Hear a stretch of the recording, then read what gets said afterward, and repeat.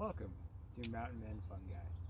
There's 3 types of mushroom species that produce a tryptamine that has never been found anywhere else in nature besides those 3. Canosobe cyanopus, or Pholiotena cyanopus, Psilocybe cubensis, and Inosobe aeruginosus. The tryptamine is a chemical called 4-phosphorylioxy NNN trimethyltryptamine.